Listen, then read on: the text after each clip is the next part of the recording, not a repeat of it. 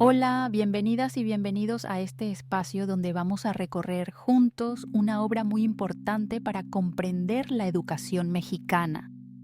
Hoy iniciamos con el primer video de una serie de 5 dedicada al libro Luces y Sombras de la Educación Mexicana, escrito por Felipe Martínez Rizo y publicado por la Universidad Iberoamericana en 2023. Este primer episodio lo vamos a centrar en la introducción del libro. Y créanme, es un buen punto de partida, porque ahí encontramos las claves para entender todo lo que vendrá después. Así que les invito a que me acompañen. Vamos a recorrer paso a paso la historia, los datos y las reflexiones que nos plantea el autor. Contexto de la obra. Para empezar, conviene aclarar algo. ¿Por qué hablar de luces y sombras? Pues porque la educación en México no puede analizarse solo desde un lado, ni únicamente resaltando lo positivo, ni tampoco quedándonos en lo negativo. La obra busca justamente ese equilibrio, reconocer avances, pero también señalar limitaciones. Y aquí hago un paréntesis importante. Muchas veces en los medios escuchamos comentarios muy simplistas sobre la educación, que si los resultados de PISA, que si los maestros, que si las escuelas públicas. Pero el autor nos dice, cuidado, esos juicios rápidos suelen ser injustos. ¿Por qué? Porque comparan a México con países mucho más desarrollados, sin considerar nuestras condiciones sociales, económicas y demográficas. Así que, primera gran lección, no podemos entender la educación sin mirar su contexto y su historia. La crítica a las visiones simplistas. ¿A qué se refiere Martínez Rizo con visiones simplistas? Bueno, a esas posturas que dicen, si los resultados de una prueba bajan, sancionemos a la escuela, y si suben, demos un premio. El problema es que enseñar en México, sobre todo en comunidades desfavorecidas, no es tan sencillo como muchos piensan. No es lo mismo enseñar en una escuela urbana privada con 20 alumnos por grupo que en una comunidad indígena o rural donde un solo maestro atiende a varios grados al mismo tiempo. Así que, ojo, creer que la solución está en pruebas estandarizadas y medidas punitivas es quedarse en la superficie.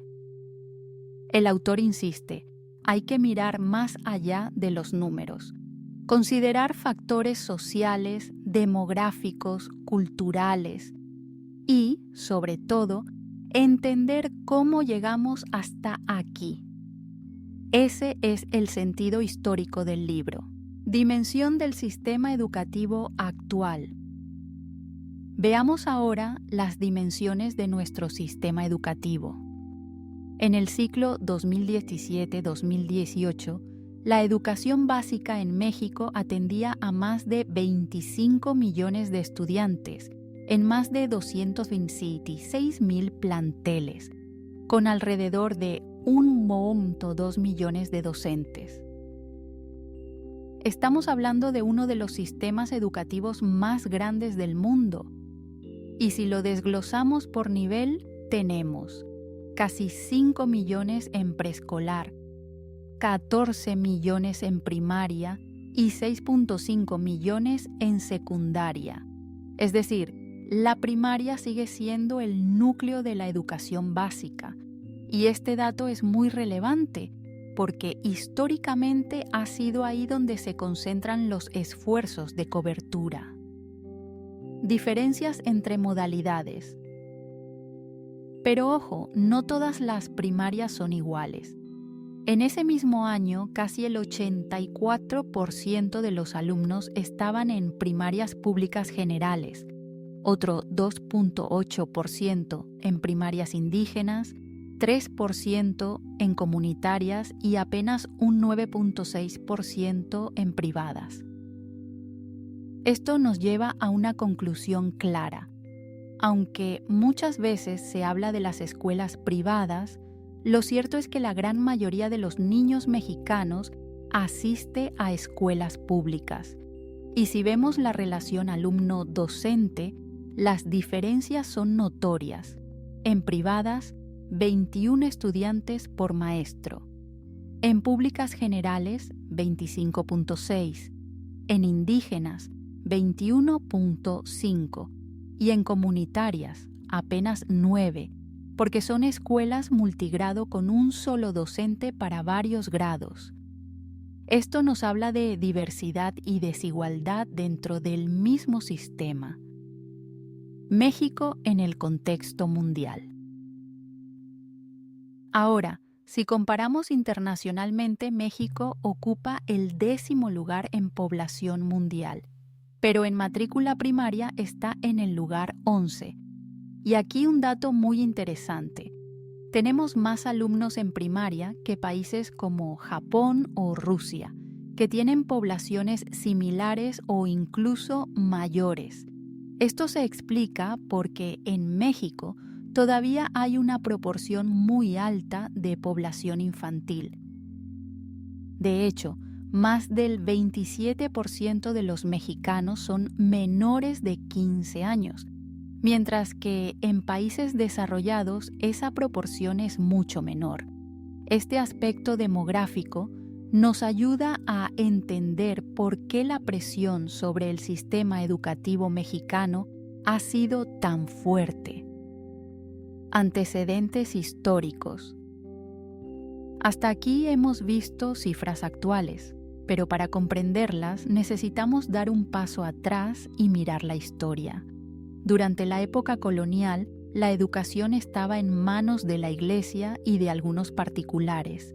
Las escuelas eran pequeñas, separadas por sexo y sobre todo urbanas. La mayoría indígena no tenía acceso. Después, con las reformas borbónicas, hacia finales del siglo XVIII, se impulsó la castellanización. Para 1803 ya existían más de 1000 escuelas en pueblos de indios, aunque limitadas y con un fin más político que pedagógico.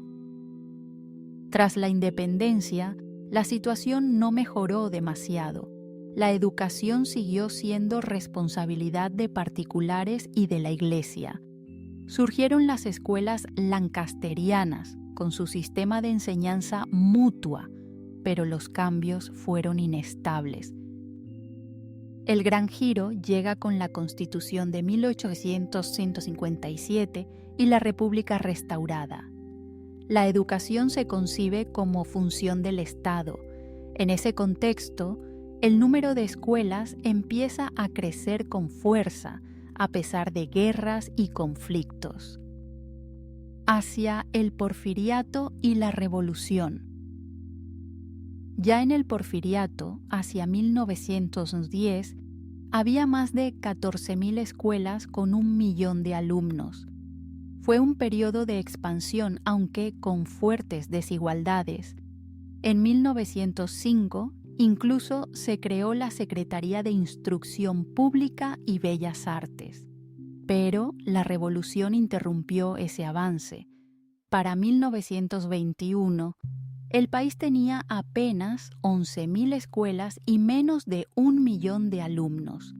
Fue entonces cuando se dio el paso decisivo, la creación de la Secretaría de Educación Pública con José Vasconcelos al frente. Ese momento marca el inicio de una nueva etapa en la historia educativa del país. Y con esto cerramos este primer video. Hemos visto cómo el autor nos invita a evitar juicios simplistas, cómo nos muestra la magnitud del sistema educativo actual y cómo nos recuerda que para entenderlo debemos mirar hacia atrás desde la colonia hasta la creación de la SEP en 1921. En el siguiente video de esta serie vamos a entrar al primer capítulo, donde se analizan las luces y sombras de las escuelas. ¿Son realmente igualadoras sociales o más bien aparatos de reproducción de desigualdades? Así que no se lo pierdan. Muchas gracias por acompañarme en esta primera parte y nos vemos en el próximo episodio.